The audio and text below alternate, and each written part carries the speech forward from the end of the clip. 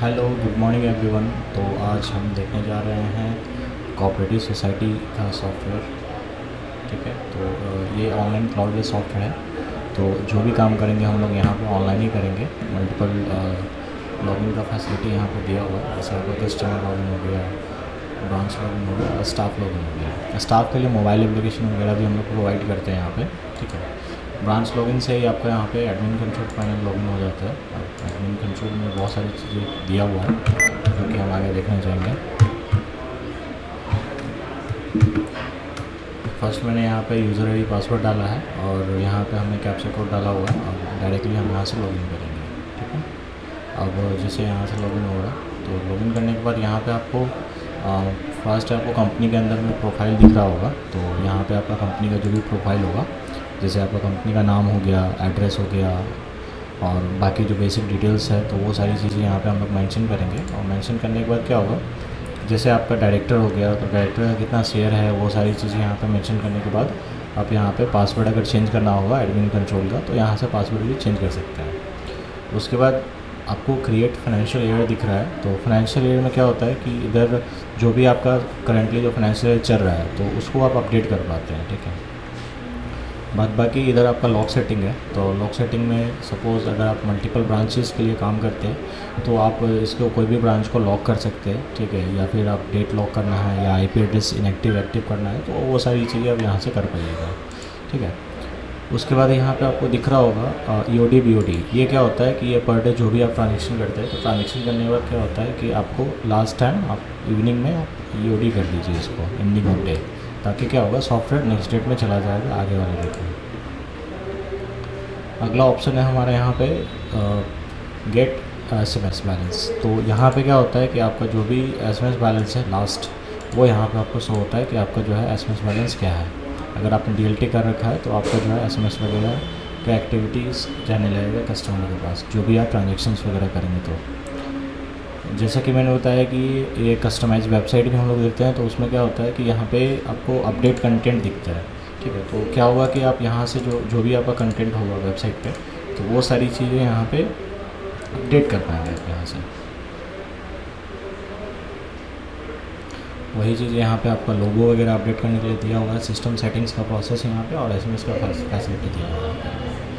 उसके बाद आपको यहाँ पे मैनेज सर्विस टैक्स है। तो जो भी आप GST वगैरह पे काम करेंगे तो वो सारा एक्टिविटी यहाँ से कर पाएंगे। उसके अलावा यहाँ पे बैंक डिटेल है, जैसे आपका कंपनी का करंट अकाउंट वगैरह होगा तो वो यहाँ से मेंशन करके उसको काम कर पाएंगे यहाँ से। उसके बाद क्रिएट स्टेट है, क्रिएट डिस्ट्रिक्ट है, न्यूज़ वगैरह पब्लिश कर सकते हैं। जैसे सपोज़ आप वेबसाइट पे किसी तरीके का न्यूज़ पब्लिश करना है या कोई नोटिस वगैरह देना है, तो वो सारी एक्टिविटी करने के लिए दिया होगा। वेबसाइट पर गैलरी फ़ोटो वगैरह अपडेट करने के लिए, मल्टीपल ब्रांच पे काम करेंगे तो ब्रांचेस वगैरह बनाने के लिए दिया हुआ रहता है। उसके बाद रिक्वेस्ट में आपको ऑनलाइन जो वेबसाइट के थ्रू किसी तरीके से रिक्वेस्ट आया या सपोज़ दैट कि ब्रांच के थ्रू किसी तरीके से KYC रिक्वेस्ट आया, तो वो सारे एक्टिविटीज़ यहाँ से कर पाएंगे आप। बाकी आपको यहाँ टूल्स के बारे में दिया हुआ, तो जैसे communications, note, event, holiday, calendars वगैरह यहाँ पे मैनेज करने के लिए दिया हुआ रहता है। उसके बाद आपको बैंकिंग मास्टर का यहाँ पे ऑप्शन दिखता है, जिसके अंदर में आपको दिख रहा है रिलेशनशिप मैनेजर। ठीक है, तो रिलेशनशिप में क्या होता है कि जैसे जो भी आपका नॉमिनी का काम होता है तो वो सारा एक्टिविटी यहाँ से कर पाएंगे। उसके अलावा आपको शेयर पैरामीटर में जो भी आपका शेयर का वैल्यू होगा वो आप यहाँ से सेट कर पाएंगे। प्रमोटर में नंबर ऑफ़ प्रमोटर या डायरेक्टर कितने हैं, वो नंबर ऑफ़ शेयर। उसके बाद आपका ऑथोराइज कैपिटल और पेड अप कैपिटल कितना है, तो वो सारे चीज़ें यहाँ पे आप मेंशन कर पाएंगे। बाकी SBI अकाउंट पैरामीटर है। SBI अकाउंट पैरामीटर में क्या होगा, जो आपका सेविंग अकाउंट होगा ना, जो भी multiple type of saving accounts है, तो उसको यहाँ पे आप जो है उसका पैरामीटर सेट कर सकते हैं। तो उसका मिनिमम बैलेंस क्या होगा, मैक्सिमम बैलेंस क्या होगा, ये सारी चीज़ें यहाँ पे मेंशन करने के लिए दिया हुआ रहता है। उसके अलावा जो अकाउंट टाइप है वो चेंज कर सकते हैं। प्लान पैरामीटर है, तो प्लान पैरामीटर में क्या होगा कि जो आपका डिपॉजिट प्लान्स है, जैसे आपका पिग्मी हो गया, DDS के नाम से जिसको जानते हैं, उसके अलावा आप RD, FD, MIS, इस तरीके से मल्टीपल टाइप ऑफ डिपॉजिट्स होते हैं जिस पे आप यहाँ पे उसको चेंज कर पाएंगे। जो भी प्लान्स आपने बनाया रखा है तो वो सारे प्लान जो है आपको यहाँ पे एक लिस्ट में दिख जाएगा। इस तरीके से होता है। अब जैसे सपोज जो भी आपका प्लान है या सपोज जो भी आपका रिपोर्ट जनरेट होता है, तो वो आप एक्सेल PDF वर्ड में भी डाउनलोड करके रख सकते हैं। उसके अलावा यहाँ पे आपका प्री मैच्योरिटी स्लैब भी दिया हुआ रहता है। तो अगर सपोज़ कोई डिपॉजिट का प्लान है आपका, जैसे आपका आरडी का कोई प्लान है 1 साल का, 2 साल का, 5 साल का, जो भी आपका प्लान होगा, तो उसमें अगर कोई प्री मैच्योर करता है तो वो भी आप यहाँ से जो है इसको जैसे पेनल्टी वगैरह लगाना या प्री मैच्योरिटी का स्लैब सेटअप करना, तो वो सारी चीज़ें आप कर पाइएगा यहाँ से। बाद बाकी अप्रूवल लिमिट पैरामीटर है, कोई भी एम्प्लॉय काम करता है तो उसका जो लिमिट जो होगा वो आप यहाँ से अप्रूव कर पाएंगे कि हाँ उसका 1 लाख का लिमिट है या 50,000 का लिमिट है, तो उसको लिमिट दे सकते हैं। बाद बाकी सर्विस डिडक्शंस का पार्ट हो गया, यहाँ पे एड सर्विस चार्जेस हो गया कि अगर सपोज़ किसी तरीके से सर्विस आप प्रोवाइड करते हैं तो उसका सर्विस चार्जेस वगैरह भी मैनेज कर पाएंगे आप। उसके अलावा HR मॉड्यूल है। HR मॉड्यूल में जैसे यहाँ पे आपका डेजिग्नेशन बनाने के लिए दिया हुआ आता है कि अगर कोई डेजिग्नेशन आपको बनाना है, जैसे अकाउंटेंट हो गया, ब्रांच मैनेजर हो गया, तो इस तरीके से मल्टीपल टाइप ऑफ डेजिग्नेशन बना सकते हैं। उसका डेजिग्नेशंस को राइट्स असाइन करके दे सकते हैं कि हाँ वो अगर बंदा किसी डेजिग्नेशन में काम कर रहा है तो उसको जो है राइट्स दे सकते हैं कि हाँ ये इसी ऑप्शंस पे काम करेगा आगे। इसके बाद क्या आता है कि जैसे अगर कोई एम्प्लॉय आप क्रिएट करते हैं, ठीक है, तो यहाँ से आप सिंपली सा आप क्रिएट कर सकते हैं सब एम्प्लॉय को। एम्प्लॉय का यूज़र आईडी पासवर्ड जो है खुद ही असाइन करके उसको दे सकते हैं कि हाँ ये बंदा है, इसका यूज़र आईडी पासवर्ड ये है, ताकि वो वहाँ जाके लॉगिन कर पाए। उसके बाद आपको मैनेज एम्प्लॉय में आते हैं, तो मैनेज में आपको यहाँ पे ब्रांच यूज़र्स का पूरा डिटेल देख सकते हैं, कॉन्टैक्ट डिटेल हो गया, उसका एम्प्लॉयमेंट नंबर जनरेट हो गया, ठीक है। उसके बाद इसका अगर ज्वाइनिंग लेटर प्रिंट करना है तो यहाँ से आप डायरेक्टली उसका ज्वाइनिंग लेटर वगैरह भी प्रिंट कर सकते हैं इस तरीके से, ठीक है। और टर्म्स कंडीशन हो गया, अगर आपको आईडी कार्ड चाहिए तो आप एम्प्लॉय का आईडी कार्ड वगैरह भी यहीं से जनरेट करके निकाल सकते हैं। ये कुछ फैसिलिटीज़ वगैरह मिलते हैं एम्प्लॉय के लिए। उसके बाद आप नेक्स्ट देख रहे होंगे सैलरी मास्टर। तो यहाँ से क्या होता है कि सैलरी सेटअप करना पड़ता है कि कोई भी एम्प्लॉय है तो उसका क्या सैलरी रहेगा। उसके बाद यहाँ पे अटेंडेंस का पार्ट रहता है कि जो भी एम्प्लॉय आए तो उसका अटेंडेंस लेना है, मंथली अटेंडेंस कैलकुलेट करना है, सैलरी क्रिएट करके और उसका पेमेंट देना होता है। पेमेंट देने के बाद क्या होगा कि उसका जो भी सैलरी स्लिप होगा वो जनरेट हो जाता है यहाँ से। बाद बाकी यहाँ पे लोन का पार्ट है, तो लोन में आते हैं कि यहाँ पे आपका सब प्रोडक्ट है, तो यहाँ से आप अपना प्रोडक्ट जो है रेडी कर सकते हैं कि हमारा क्या प्रोडक्ट है, किस तरीके से लोन देते हैं, वो सारे लोन का प्लान यहाँ पे सेटअप करना होता है। उसमें इंटरेस्ट ऐड करना पड़ता है। सपोज दैट कि अगर आपका कोई लोन है तो उसमें आप जैसे फ्लैट में है या रिड्यूसिंग में है, तो दोनों में से कोई भी पार्ट यहाँ पे आप जो है सेलेक्ट कर सकते हैं। उसके बाद जो आपका रेट ऑफ इंटरेस्ट होगा, ठीक है, जितना भी आप रेट ऑफ इंटरेस्ट लेते हैं एनुअली, तो वो यहाँ पे आप सेटअप करके यहाँ से ऐड कर सकते हैं। उसके अलावा कोलेट्रल का पार्ट है, तो अगर कोलेट्रल बेस्ड अगर कोई लोन है तो वो भी आप यहाँ से सेटअप कर सकते हैं। जैसे बहुत सारे क्या होता है कि जैसे मॉर्गेज करते हैं तो वो भी आप यहाँ से कर पाएंगे। उसके बाद डॉक्यूमेंट लिस्ट बना सकते हैं कि जो भी लोन अगर आप देते हैं तो उसका क्या डॉक्यूमेंट लिस्ट होना चाहिए या प्रोसेसिंग फ़ीस का क्या होना चाहिए, तो वो भी आप डिसाइड कर सकते हैं। प्रोसेसिंग फ़ीस भी आपका यहाँ पे प्लान वाइज है, यहाँ पे आपका मिनिमम मैक्सिमम बैलेंस क्या होगा, उसमें रेट ऑफ इंटरेस्ट क्या लेंगे और प्रोसेसिंग फ़ीस क्या होगा, वो सेटअप करके आप एक प्लान बना सकते हैं प्रोसेसिंग फ़ीस के लिए। तब क्या होगा कि जैसे लोन डिसबर्समेंट होगा या अप्लाई होगा तो वहाँ पे आपका प्रोसेसिंग फ़ीस दिखेगा कि हाँ ये लोन का इतना प्रोसेसिंग फ़ीस है। उसके अलावा क्रिएट लोन पर्पस है, किस पर्पस के लिए लोन दे रहे हैं, यहाँ पे आपको कैलकुलेटर का भी फैसिलिटी मिलता है, तो अगर आप यूज़ करना चाहते हैं तो उसको यूज़ कर सकते हैं। लोन डिलीट करने के लिए अगर मान लीजिए कि कोई लोन गलती से आपका क्रिएट हो गया तो आप यहाँ से लोन डिलीट कर पाएंगे। स्कीम वाइज लोन है और उसके अलावा यहाँ पे लोन का जो EMI है वो सारी चीज़ें डिलीट कर पाते हैं। अदर चार्जेस में आते हैं तो यहाँ पे आपका बाउंसिंग चार्ज मिलता है कि अगर आप सपोज़ कोई EMI बाउंस करते हैं तो वो आप चार्जेस वगैरह भी यहाँ पे सेटअप कर सकते हैं। पेनल्टी चार्जेस सेटअप करने के लिए दिया हुआ रहता है, तो अगर मान लीजिए कि कोई पेनल्टी चार्जेस है तो आप यहाँ पे उसका प्लान बना सकते हैं कि ग्रेस पीरियड इतना दिन के अंदर में पेनल्टी परसेंटेज जो है हम इतना लेंगे, ठीक है, तो वो सेटअप करने के लिए आता है। उसके अलावा यहाँ पे आपका ओवरड्यू चार्जेस है और सिविल का भी पार्ट है, तो अगर आप सिविल का अगर आपके पास API है तो API वगैरह प्रोवाइड कीजिएगा तो वो भी यहाँ पे आपको सेटअप करके हमें दे देता है। बाकी ये जो लोन है तो जैसे लोन में आपका वेंडर वगैरह ऐड करना या थर्ड पार्टी के थ्रू लोन देना है तो वो सारे एक्टिविटी करने के लिए है। उसके अलावा रिपोर्ट में आते हैं तो इसमें आपका पेंडिंग लोन फॉर अप्रूवल होता है। एक्चुअली क्या होता है कि जो भी लोन अप्लाई होता है वो ब्रांच से होता है, तो ब्रांच से लोन अप्लाई करने के बाद क्या होता है एडमिन में आपका अप्रूवल करने के लिए आता है, तो प्रोसीड टू अप्रूव करते हैं यहाँ से। इधर आपका पूरा लोन का डिटेल रहता है और यहाँ पे आपका लोन का जैसे जो भी आपका लोन का अमाउंट है या प्रोसेसिंग फ़ीस है, प्रोसेसिंग फ़ीस अमाउंट वाइज यहाँ पे आपको दिखता है। बाकी अगर एक्सपेंस फ़ी है तो वो भी आप यहाँ पे ऐड ऑन कर सकते हैं। नीचे में आपका टोटल अमाउंट रहता है, जो भी आपका डिसबर्समेंट अमाउंट है, और राइट साइड में आपका डॉक्यूमेंट का लिस्ट रहेगा। हालांकि यहाँ पे अभी डॉक्यूमेंट अपलोड नहीं किया गया है, अगर अपलोड करते हैं तो यहाँ से आपको पूरा डॉक्यूमेंट का लिस्ट दिखता है और यहाँ से क्लिक टू वेरीफाई करके आप अप्रूव कर सकते हैं इसका। अप्रूव होने के बाद ये क्या होगा कि ये चला जाता है आपका डिसबर्समेंट शीट में। ये पूरा डिसबर्समेंट का पार्ट है। इधर आपको राइट साइड में बैंक बुक और कैश बुक दिखता है। ये कम्प्लीटली अकाउंटिंग बेस्ड है, तो जो भी आप अगर काम करते हैं तो वो अलग अलग जो भी लेजर है उसमें आपका जो है ट्रांजेक्शन होता जाएगा, जो भी आप ट्रांजेक्शन टाइप सेलेक्ट करते हैं।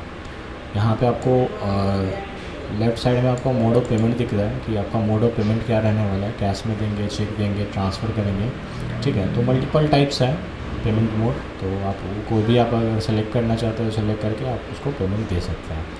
जैसे EMI पे क्लिक करेंगे तो EMI का यहाँ पे पूरा डिटेल आ जाता है।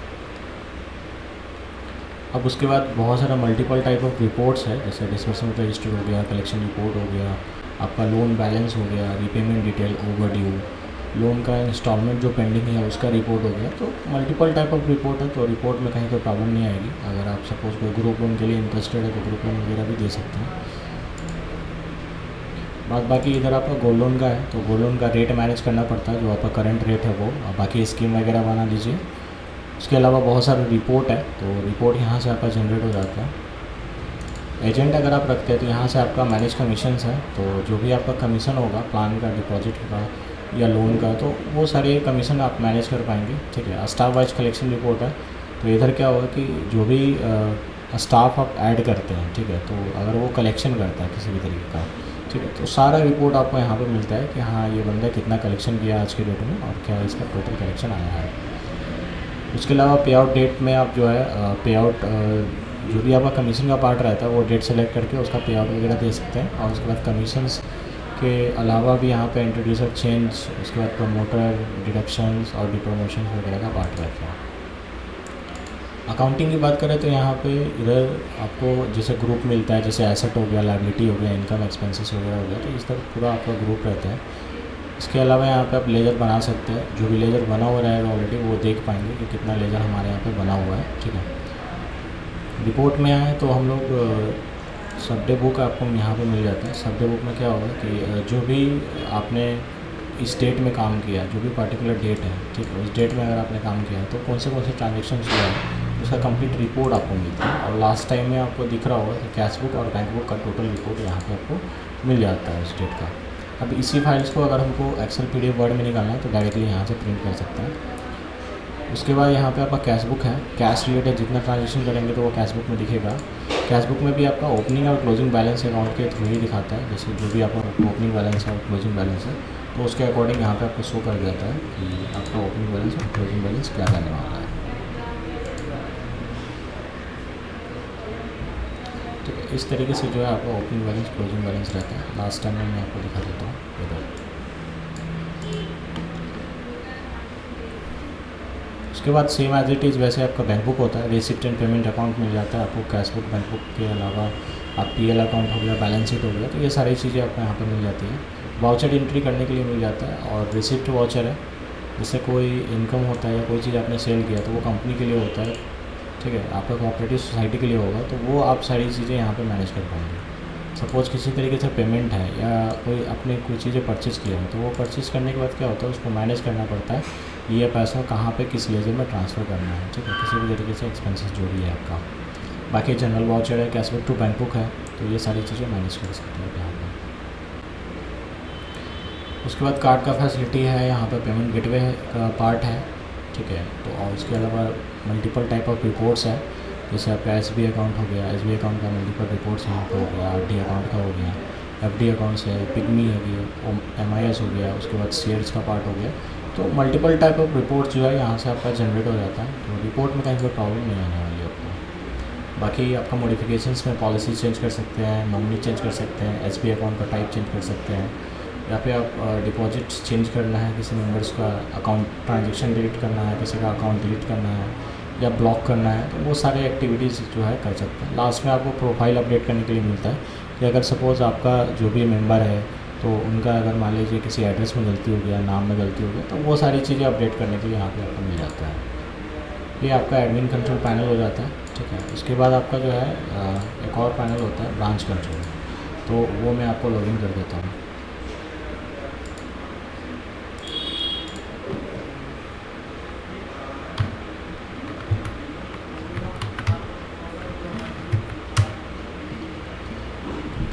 ये आपका आ जाता है ब्रांच कंट्रोल पैनल। ब्रांच में आपको कस्टमर इन्वॉल्वमेंट मिलता है, तो यहाँ से क्या करेंगे, पहले कस्टमर का रजिस्ट्रेशन करते हैं लोग। ये 5 स्टेप्स है जो आपको कंप्लीट करने होते हैं। रजिस्ट्रेशन करने के बाद क्या होगा कि एक रजिस्ट्रेशन नंबर जनरेट होता है, ठीक है। इस तरीके से आपका कस्टमर का रजिस्ट्रेशन नंबर जनरेट होता है। ये कंप्लीट डिटेल आपको मिल जाता है, जो भी मेंबर होंगे उनका कौन सा डिपॉजिट्स है आपके यहाँ पे, तो उनका कंप्लीट डिटेल यहाँ पे मिल जाता है। इस तरीके से आपका मेंबर आईडी जनरेट हो जाता है। अब इसी मेंबर आईडी से क्या कर सकते हैं आप, अगर मान लीजिए कि बैंकिंग में आते हैं हम लोग, तो उसका शेयर का सारा काम हो जाएगा।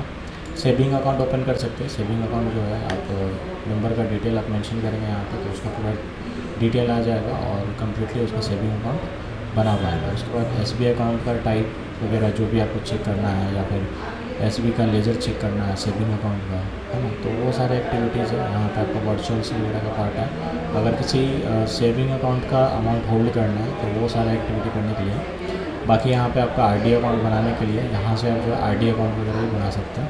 यहाँ पे सिंपल सा मेंबर ID नंबर डालिएगा और उसका कंप्लीट डिटेल्स जो है ऑटोमेटिक यहाँ पे आ जाएगा। और बाकी जो भी आपका RD का प्लान होगा वो सेलेक्ट कर लीजिए। यहाँ पे आपका इंस्टॉलमेंट का जो है मान लिया कि आपका इंस्टॉलमेंट क्या मंथली वो डालना होता है, वो आप डाल दीजिए।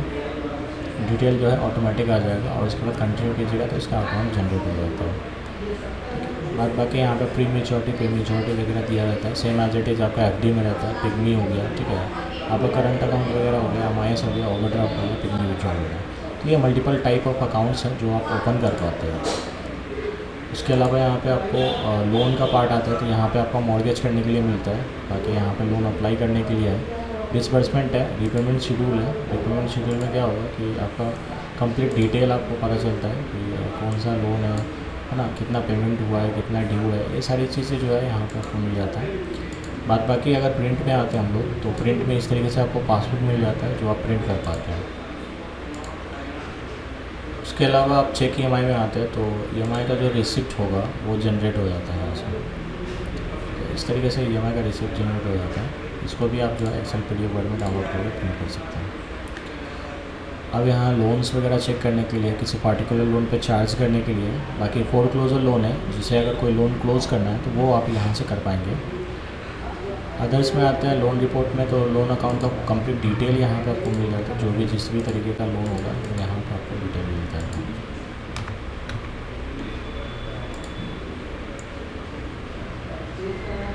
इस तरीके से कम्प्लीटली डिटेल आपको ब्रांच वाइज मिल जाता है। मल्टीपल टाइप ऑफ सर्च का ऑप्शन दिया हुआ है, तो फिल्टर यूज़ करके आप इजीली इसको डाउनलोड करके निकाल भी सकते हैं।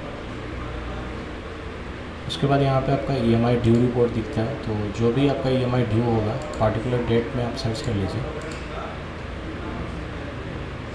ठीक है, इस तरीके से आपका जो है EMI ड्यू रिपोर्ट भी आ जाता है। और अगर सपोज़ आपको रिमाइंडर भेजना है पहले, तो यहाँ से डायरेक्टली इसको रिमाइंडर वगैरह भी भेज सकते हैं।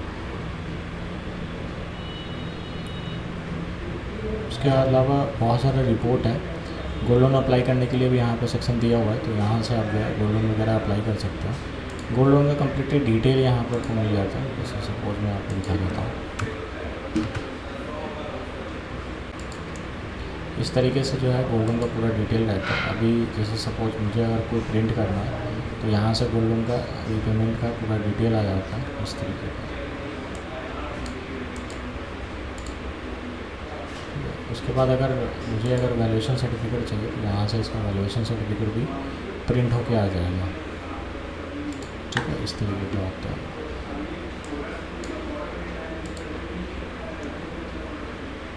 उसके बाद गोल्ड लोन का पूरा रिपोर्ट है। ग्रुप लोन का हो गया, ग्रुप लोन का पूरा रिपोर्ट आ जाता है। प्रिंट में आता है तो आपका लिस्ट ऑफ लेटर मिलता है।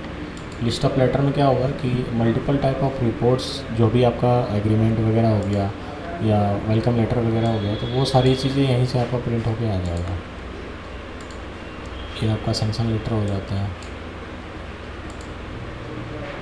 इंटरेस्ट सर्टिफिकेट आ जाएगा। ठीक है, यहाँ पे आपका एग्रीमेंट आ गया।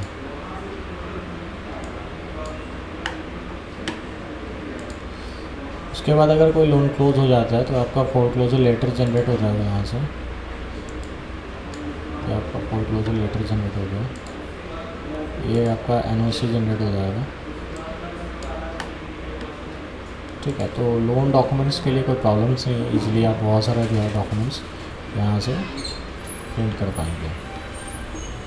उसके बाद एलएस अकाउंट्स है वेंडर वगैरह मैनेज करने के लिए। अगर नैच का फैसिलिटी लेते हैं तो नैच का भी यहाँ पे सिस्टम अवेलेबल रहता है।